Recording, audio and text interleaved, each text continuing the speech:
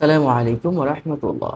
সম্মানিত দর্শক ও শ্রোতা, যে দোয়া পড়লে শত্রু বন্ধু হয়ে যাবে, যে ইসিমটি পড়লে শত্রু কিন্তু বন্ধুতে রূপান্তর হয়ে যায়। সুবহানাল্লাহ, সুবহানাল্লাহ।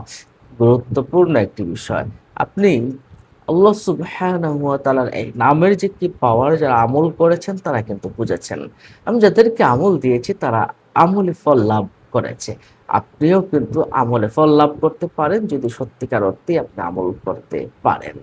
আসুন কথা না বাড়িয়ে আমরা অ্যা জেনে নেই শত্রু কিভাবে বন্ধুত্বে রূপান্তর হয়। আল্লাহ সুবহানাহু ওয়া তাআলার একটা নাম আছে ইয়া ওয়াদুদু, নিশ্চয়ই নামটা শুনেছেন। ইয়া ওয়াদুদু এই নামটা আপনি কিভাবে পড়লে আপনি শত্রু বন্ধুতে রূপান্তর হয়ে যাবে, আসুন আমরা এই বিষয়টা জেনে নেই। ইয়া ওয়াদুদুর নামের অর্থ হলো প্রেমময়, দ্য লাভিং। অ্যা যদি আপনি এই নামটা আপনি কয়েকবার ইয়া ওয়াদুদু, ইয়া ওয়াদুদু, ইয়া ওয়াদুদু কয়েকবার পরে কোনো মিষ্টির উপরে ফু দিলেন। মিষ্টির উপরে ফু দিয়ে যদি আপনি খাওয়াতে পারেন, শত্রুও আপনার বন্ধু হয়ে যাবে। অর্থাৎ কাউকে খাওয়ালে সে আপনার শুভাকাঙ্ক্ষী হবে, ভালো হবে। আবার যখন শত্রুকেও খাওয়ানো মিষ্টিটা, তাহলে সেও আপনার বন্ধুতে রূপান্তর হয়ে যাবে। তাহলে কি করবেন?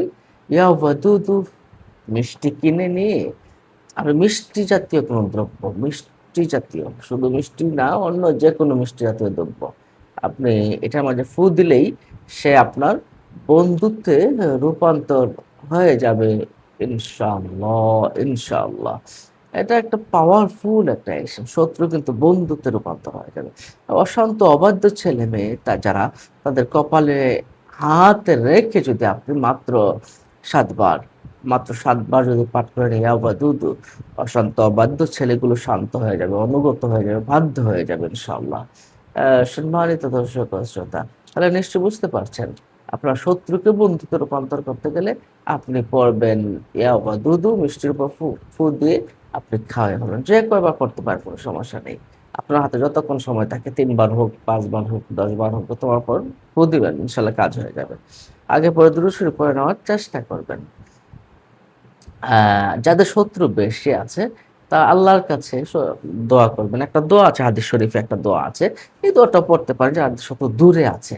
হ্যাঁ? তার শত্রু থেকে হেফাজত থাকার জন্য।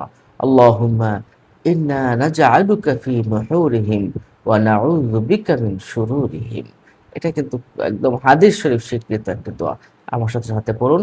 আল্লাহুম্মা ইন্না নাজআলুকা ফি নুহুরিহিম ওয়া নাউযু বিকা মিন শুরুরিহিম।